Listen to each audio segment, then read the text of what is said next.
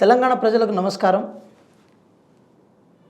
నిన్న గౌరవ ముఖ్యమంత్రి గారు రేవంత్ రెడ్డి గారు ప్రెస్ మీట్ పెట్టి తెలంగాణ రాష్ట్రానికి నీటి పంపకాల విషయంలో ఎటువంటి అన్యాయం జరుగుతుంది, ఆ అన్యాయానికి కారణం ఎవరు, ఎందుకు తెలంగాణ రాష్ట్రంలో ఉన్న నదీ జలాలను ప్రాపర్ పద్ధతిలో ఎందుకు 2014 నుంచి మొన్నటి వరకు బీఆర్ఎస్ ప్రభుత్వం ఎందుకు వాడుకోలేకపోయింది అనే దాని మీద ఒకసారి చర్చ పెట్టినప్పుడు గౌరవ ముఖ్యమంత్రి గారు ప్రధానంగా కొన్ని విషయాలు చెప్పే ప్రయత్నం చేశారు. ఆ అంశాలలో తెలంగాణ ప్రజలకు అన్యాయం జరుగుతుంది, తెలంగాణ రైతులకు అన్యాయం జరుగుతుంది, దక్షిణ తెలంగాణ రైతులకు ప్రధానంగా అన్యాయం జరుగుతుందని చెప్పే ప్రయత్నం చేసినప్పుడు మాజీ ముఖ్యమంత్రి గౌరవ కేసీఆర్ గారు ఏదైతే భాష వాడిర్రో, వారు ముఖ్యమంత్రిగా ఉన్న సమయంలోనే అప్పుడున్న కేంద్ర మంత్రి గారిని, ఇప్పుడున్న కేంద్ర మంత్రి ఎవరైతే కిషన్ రెడ్డి గారు ఉన్నారో వారిని రండా అని చెప్పి సంబోధిస్తూ మాట్లాడిన అంశం ఏదైతే ఉందో, వారు తప్పు చేశారు కాబట్టి వారిని ఆ మాట అన్నారు. మరి కేసీఆర్ గారు కూడా కృష్ణానది జలాల విషయంలో తప్పు చేశారు కదా, మరి కేసీఆర్ గారికి ఎందుకు ఆ మాట వాడొద్దని చెప్పి ఆ ఉద్దేశంతో వాడారు. తెలంగాణ రాష్ట్ర ప్రజల యొక్క హక్కుని కేంద్రం దగ్గర అపెక్స్ కౌన్సిల్ మీటింగ్లో వాటాలకు సంబంధించిన అంశాలపై మనకు అన్యాయం జరుగుతున్నా కూడా దాని మీద సంతకాలు పెట్టొచ్చిన ఒక దౌర్భాగ్య ముఖ్యమంత్రి ఎవరైనా ఉన్నారంటే అది కేసీఆర్ గారు.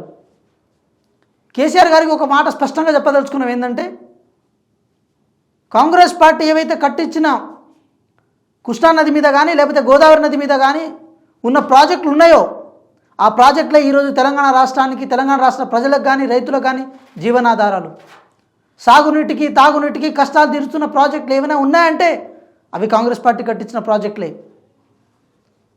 10 సంవత్సరాల కాలంలో నీటిపారుదల శాఖని మీ కుటుంబానికే పరిమితం చేసి మీ కుటుంబం చేతుల్లోనే ఉంచుకొని కమిషన్ల కోసం కకృతిపడి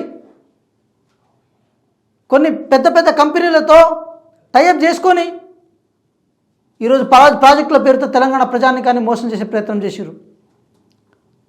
తెలంగాణ ప్రజానీకానికి ఇబ్బంది పెట్టే ప్రయత్నం చేసిరు.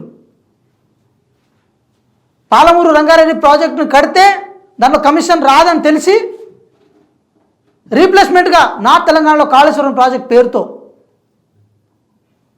ఈరోజు 1,00,000 కోట్లు అంటే 1,00,000కు పైగా కోట్లను అక్కడ ఖర్చు పెట్టే ప్రయత్నం చేసిరు. మరి ఏమైనా అయిందా అంటే కాళేశ్వరం ప్రాజెక్టులో లుకలు ప్రాజెక్టు కుంగిపోవడాలు, ప్రాపర్ డిస్ట్రిబ్యూటర్ సిస్టమ్ లేదు, శ్రీరామ్ సాగర్ ప్రాజెక్టు నుంచి వచ్చే నీళ్ళను అందిస్తుంటే ఆ ప్రాజెక్టు కాళేశ్వరం నుంచి వస్తున్నాయని చెప్పి కథలు పడే కార్యక్రమాలు చేసుకుంటూ వచ్చిర్రు, రైతులను మభ్యపెట్టే కార్యక్రమాలు చేసుకుంటూ వచ్చిర్రు.